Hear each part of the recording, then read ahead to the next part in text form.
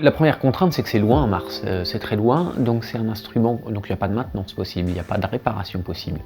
Et c'est pas anodin, les astronautes d'Apollo, quand ils ont installé des sismomètres à la surface de la Lune, sur certains, ils ont bricolé un petit peu, ils les ont ajustés, ils les ont installés. Donc c'est un instrument qui doit s'installer de façon complètement automatique, sans aucune intervention. Et puis après, en termes de conception du matériel, du hardware, comme on dit, il y a des contraintes thermiques qui sont importantes, avec des variations jour-nuit, des extrêmes de température qui descendent. Le matériel résiste, ça a été testé à moins 100 degrés.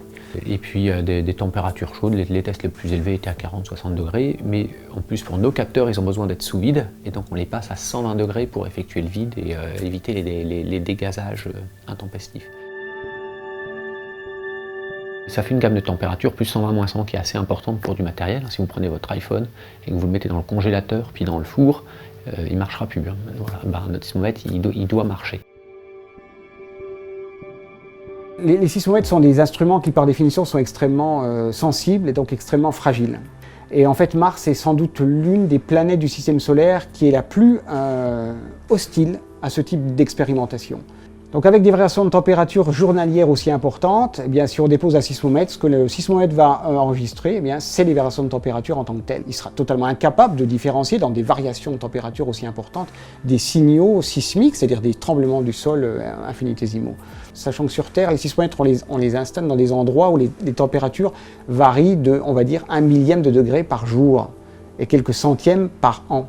En fait, on les installe sous terre, dans des caves sismiques, dans des grottes, dans des puits. C'est quelque chose qui est totalement impossible, quelque chose qu'on ne peut absolument pas réaliser sur Mars, bien entendu, parce qu'on travaille avec des robots, il est totalement impossible d'envoyer un robot et de lui demander de nous creuser une galerie de mine pour ensuite descendre un sismomètre au fond.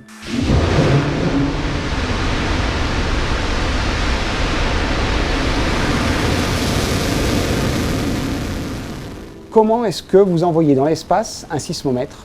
Encore une fois, la problématique du sismomètre, c'est que c'est un instrument qui est extrêmement sensible, extrêmement fragile.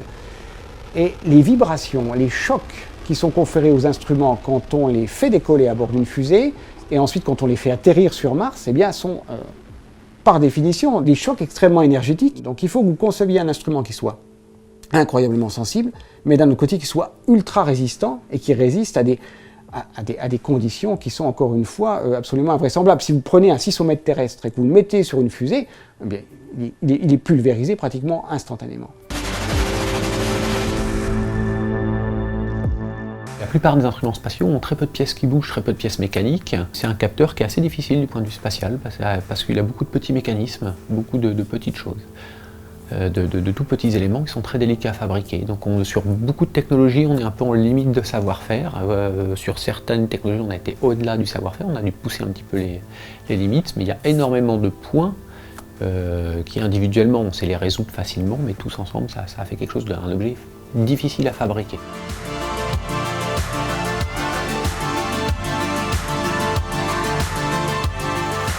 Finalement, ce sismomètre fonctionne comme une sorte de récepteur d'ondes, un petit peu comme un système de radiographie ou un système d'échographie. S'il y a quelques atomes qui bougent, eh bien, on est capable d'enregistrer ce mouvement-là.